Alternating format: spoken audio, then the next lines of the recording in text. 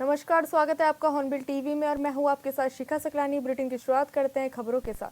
विधानसभा के मानसून सत्र के पहले दिन हंगामे के बीच सरकार ने कई विधेयक सदन के पटल पर रखे हैं, जिसमें उत्तराखंड श्री बद्रीनाथ तथा श्री केदारनाथ मंदिर अधिनियम संशोधन अध्यादेश 2025, समान नागरिक संहिता उत्तराखंड संशोधन अध्यादेश 2025, उत्तराखंड पंचायती राज संशोधन अध्यादेश 2025, उत्तराखंड धर्म स्वतंत्रता एवं विधि विरुद्ध प्रतिषेध संशोधन विधेयक 2025, उत्तराखंड निजी विश्वविद्यालय संशोधन विधेयक 2025, उत्तराखंड साक्षी संरक्षण विधेयक 2025, उत्तराखंड अल्पसंख्यक शिक्षा विधेयक 2025 और उत्तराखंड लोकतंत्र सेनानी सम्मान विधेयक 2025 को पास किया गया। वहीं सीएम धामी ने अनुपूरक बजट भी पेश किया।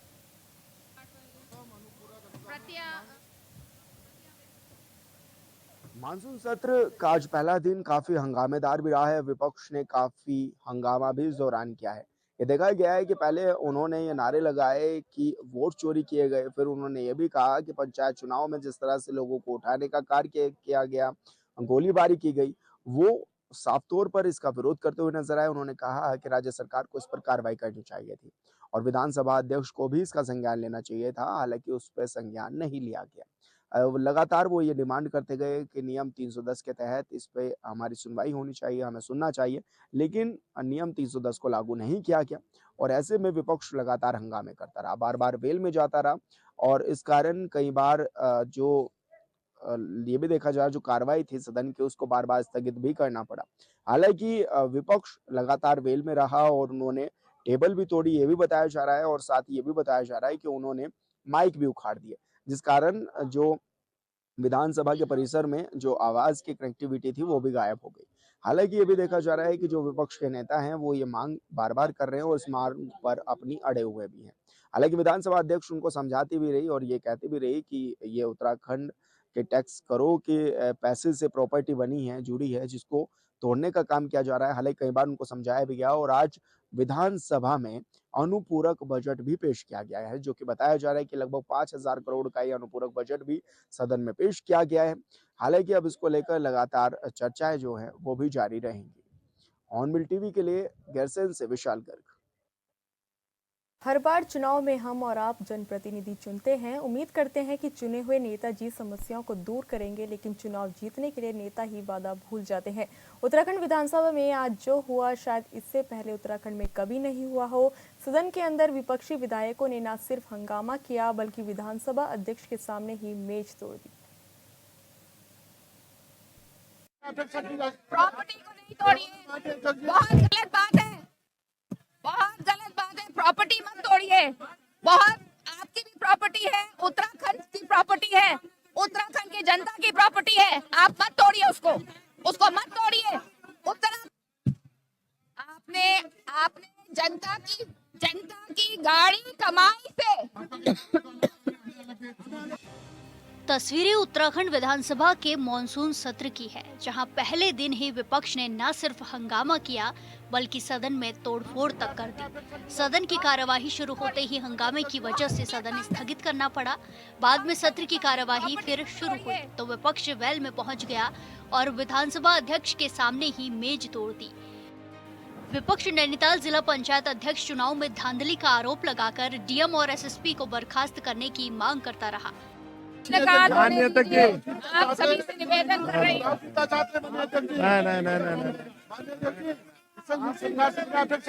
प्रॉपर्टी को नहीं तोड़िए, बहुत गलत बात है, बहुत गलत बात है। प्रॉपर्टी मत तोड़िए, बहुत आपकी भी प्रॉपर्टी है, उत्तराखंड की प्रॉपर्टी है, उत्तराखंड की जनता की प्रॉपर्टी है। आप मत तोड़िए उसको मत तोड़िए। उत्तराखंड की तो यहाँ पर सदन में चर्चा होनी चाहिए थी। हम चर्चा के लिए तैयार हैं, हमने पूरी तैयारी के साथ हम आए थे। पक्ष हो विपक्ष हो, हमको राज्य के लिए काम करना है, राज्य को आगे बढ़ाने के लिए काम करना है। हमारा राज्य देश का श्रेष्ठ राज्य बने उसके लिए काम करना है।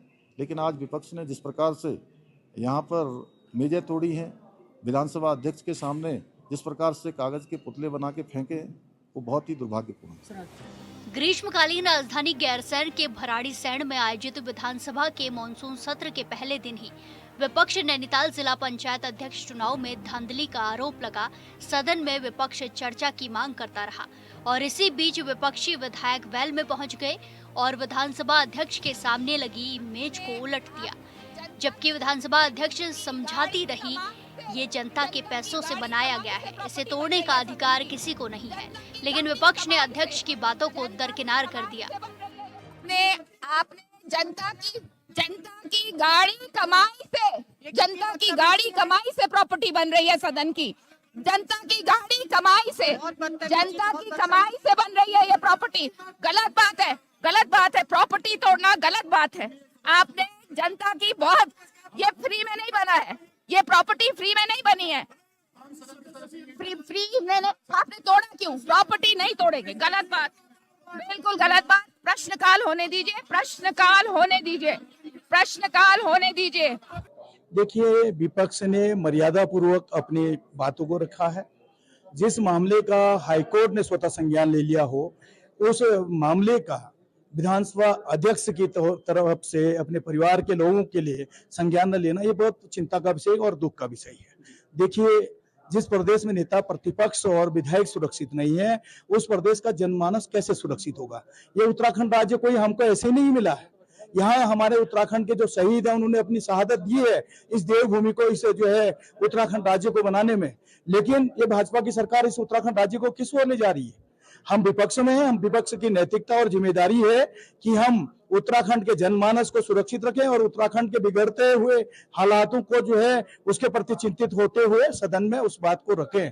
और नेता प्रतिपक्ष का जो प्रोटोकॉल है, मुख्यमंत्री की बात है, जब नेता प्रतिपक्ष ही सुरक्षित नहीं रहा तो इस उत्तराखंड में, इस देवभूमि में आम जनमानस कैसे रहेगा? हम मर्यादित तरीके से जो है सदन में अपनी बात रख रहे हैं। हम विधानसभा अध्यक्ष से कह रहे हैं कि आप हमारे संरक्षक हैं, आप हमारे परिवार के मुखिया हैं। अगर आप ही हमको संरक्षण नहीं देंगे, आप ही अगर हमारी पीड़ा नहीं सुनेगा तो कौन सुनेगा? टेबल की बात जहां पर करें, हम लोगों ने धक्का दिया, लेकिन उनके मार्शलों के द्वारा जोर लगाने से टेबल गिरने से टूटा है, कोई हमारे विधायकों ने नहीं तोड़ा।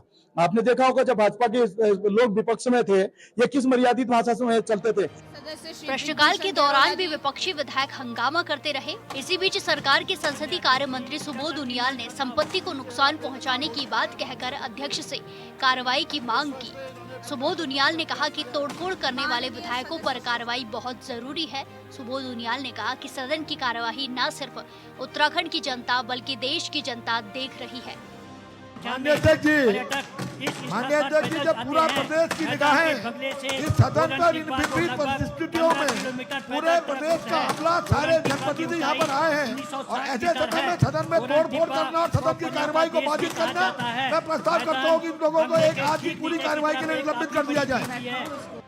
सदन में विपक्षी विधायकों ने जो किया है उस पर विधानसभा अध्यक्ष कार्रवाई करेगी या नहीं, ये कहना तो मुश्किल है, लेकिन चुने हुए सदस्य का इस तरह का तोड़फोड़ करना कहीं से भी सही नहीं है। Bureau report, hornbill TV. बहुत आपकी भी प्रॉपर्टी है, उत्तराखंड की प्रॉपर्टी है, उत्तराखंड की जनता की प्रॉपर्टी है। आप मत तोड़िए उसको मत तोड़िए। विधानसभा अध्यक्ष रितु खंडूरी ने हॉर्नबिल टीवी संवाददाता विशाल गर्ग से खास बातचीत में सदन में हुई कार्रवाई और विपक्ष के हंगामे पर अपनी कड़ी प्रतिक्रिया दी। उन्होंने कहा कि लोकतंत्र में विरोध दर्ज कराना हर सदस्य को अधिकार है, लेकिन उसे संयम और मर्यादा में होना चाहिए। विधानसभा अध्यक्ष रितु खंडूरी जी हमारे साथ मौजूद है। मैडम, आज सदन की कार्रवाई शुरू भी हुई और जिस तरह से हंगामा भी देखने को मिला, किस तरह से आपने मैसेज भी दिया है, क्योंकि प्रॉपर्टी को जिस तरह से विधानसभा की तोड़ा गया, आप भी लगातार अपील कर रही थी कि उत्तराखंड की जनता की प्रॉपर्टी है, कि क्या कुछ कहें? बिल्कुल, देखिए, प्रोटेस्ट करने का अधिकार हर सदस्य को है और सदन ऐसी जगह है जहां वो अपनी बातों को रख सकते हैं, प्रोटेस्ट भी कर सकते हैं, लेकिन थोड़ा सा ध्यान रखना चाहिए कि आपका वहाँ पर आचरण कैसा है, हाव भाव कैसे हैं, क्या भाषा का प्रयोग हो रहा है। और ख़ासकर सदन की प्रॉपर्टी को डैमेज करना कहीं से आपके प्रोटेस्ट को बढ़ाता नहीं है वो, और वहाँ पे मतलब स्थिति खराब लगती है। आपको पूरा देश विदेश सब देख रहे हैं, बच्चे बड़े सब देख रहे हैं, तो इसके लिए बहुत ज़्यादा ज़रूरी है कि हम चिंता करें। आखिर प्रॉपर्टी हमारे उत्तराखंड की है, भाई बहनों की बहुत कड़ी कमाई के से बनती है ये चीज़ें, और टूटेंगी चीज़ें, बार बार टूटेंगी फिर बनाई जाएंगी, तो ये अच्छा व्यवहार नहीं है। लेकिन मैम, आपने हिदायत भी दी है विधायकों को, साफ तौर पर कह दिया, क्योंकि प्रॉपर्टी जिस तरह से तोड़ी गई, ऐसे में क्योंकि विधायक लगातार आरोप भी लगा रहे हैं, वो कह रहे हैं कि विधानसभा अध्यक्ष को भी इसका संज्ञान लेना चाहिए पंचायत चुनावों को। देखिए, बिल्कुल सब कुछ संज्ञान लेने के लिए मैं वहाँ पे बैठी हूँ और उसमें कोई डाउट नहीं है। लेकिन अगर आप देखेंगे उस नोटिस को आप पढ़िए, उसमें ऐसे मामले हैं जो कोर्ट में चल रहे हैं।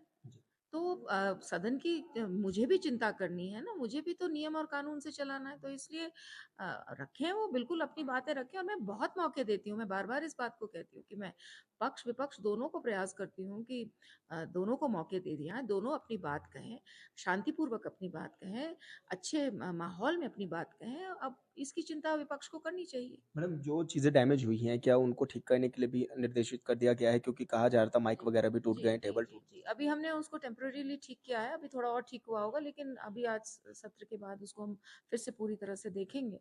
क्योंकि अचानक ही सारे सीएम साहब और मंत्रियों के एकदम से बंद हुए और मेरे सेक्रेटरी साहब का भी बंद हुआ, टेबल भी गिरा।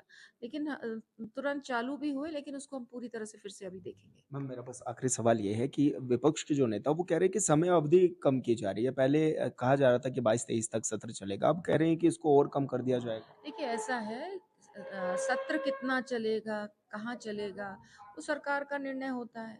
उसके बाद कार्यमंत्रणा की बैठक होती है, सब बैठते हैं उसमें फिर निर्णय लिया जाता है।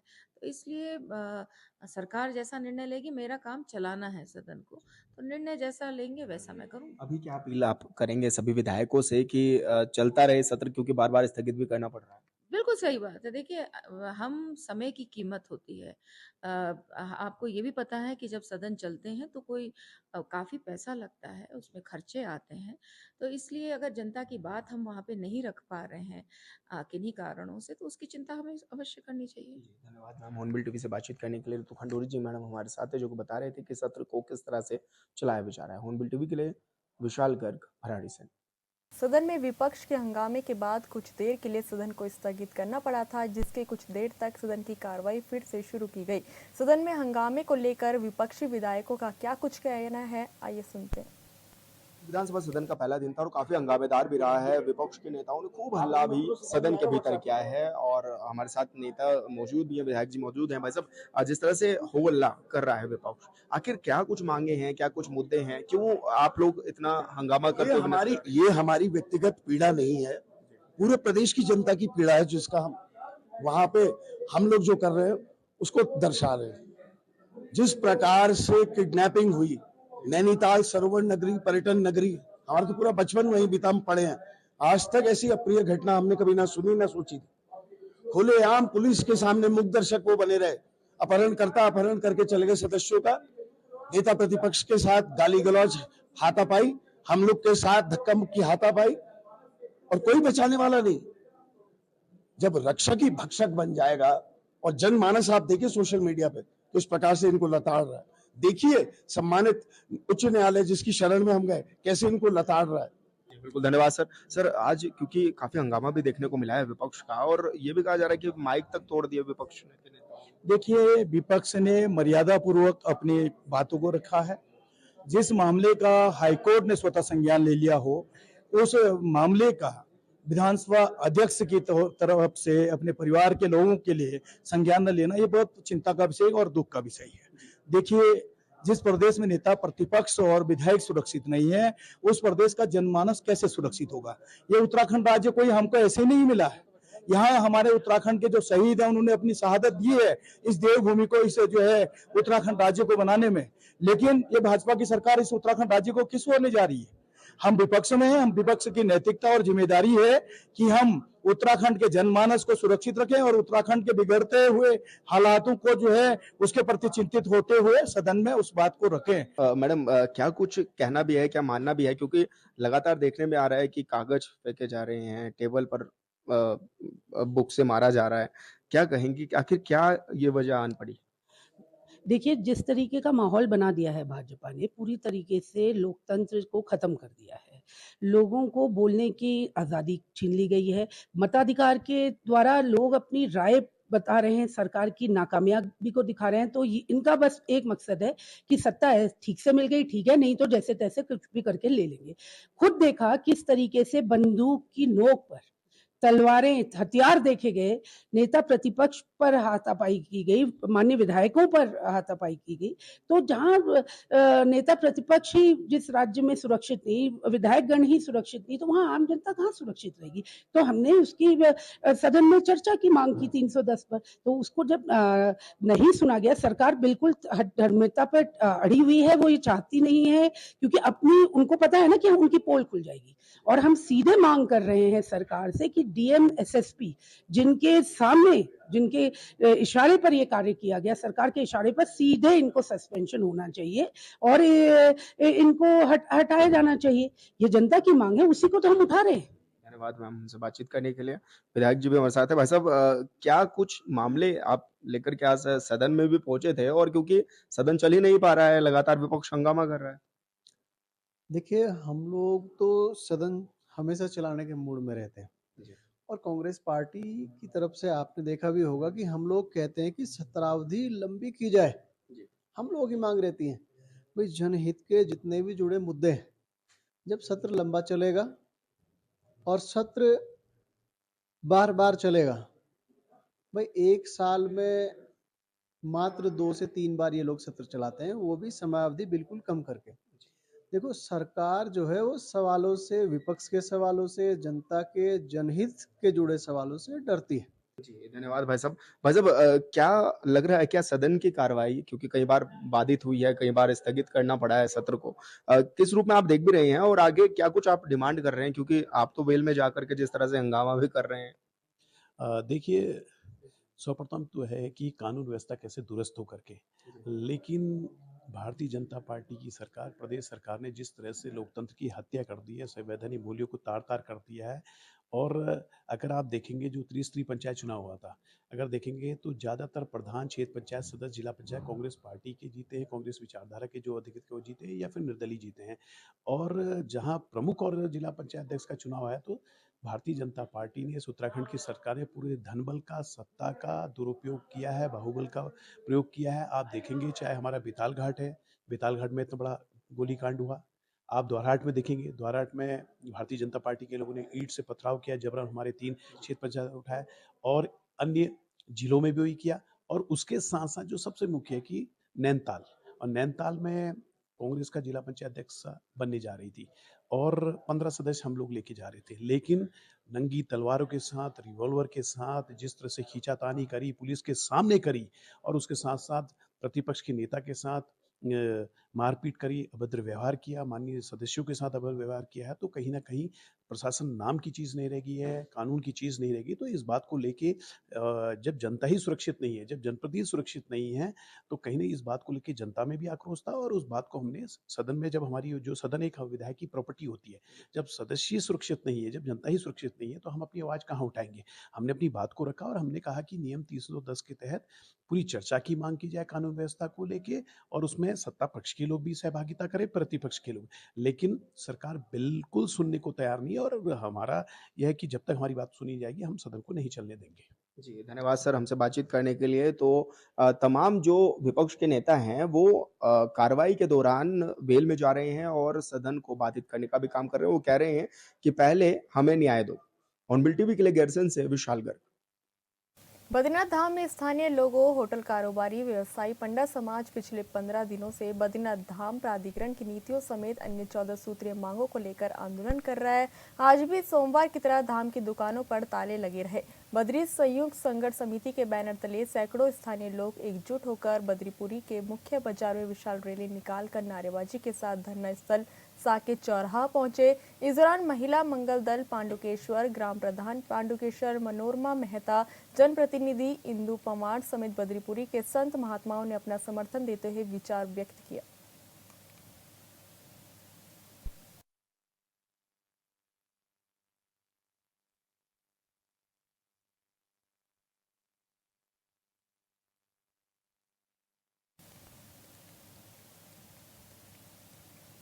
सरोवर नगरी नैनीताल में जिला पंचायत चुनाव अध्यक्ष और उपाध्यक्ष के चुनाव को आज अमली जामा पहनाया गया, जिसमें बीजेपी की दीपा धर्मवाल एक वोट से विजय घोषित की गई। वहीं कांग्रेस की देवकी बिष्ट को उपाध्यक्ष पद पर विजय रही। उनके और दूसरे प्रत्याशी बीजेपी के दोनों के मत बराबर हुए, जिस पर टॉस करते हुए देवकी बिष्ट का नाम आने पर विजय घोषित कर दिया गया।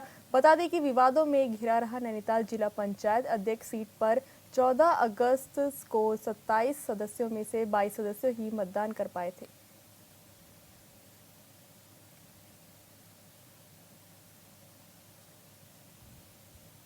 आज नैनीताल में भी हमको विजय प्राप्त हुई है। हमने न्यायालय का सम्मान किया, हमने राज्य निर्वाचन आयोग का सम्मान किया, हमने डिसीजन का इंतजार किया। और जिस प्रकार का माहौल कांग्रेस के लोगों द्वारा बनाया जा रहा था, मैं शुरू से इस बात को कहता था, कांग्रेस के लोग लोकतंत्र को प्रभावित करने का काम करते हैं। शांतिपूर्ण मतगणना हो जाए इसकी चिंता नहीं की, मतदान शांतिपूर्ण हो जाए इसकी चिंता नहीं की, केवल बवंडर मचाने का काम कांग्रेस द्वारा किया गया है।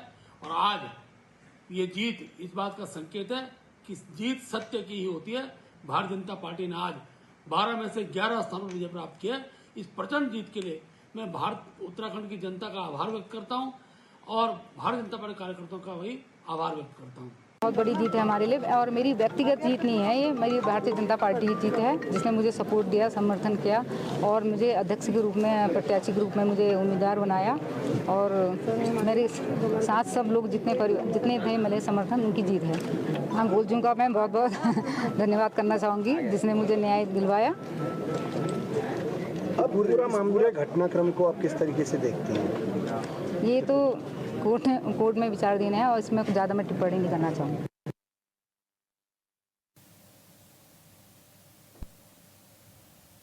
फिलहाल इस बुलेटिन में इतना ही। आप देखते रहिए हॉर्नबिल टीवी। नमस्कार।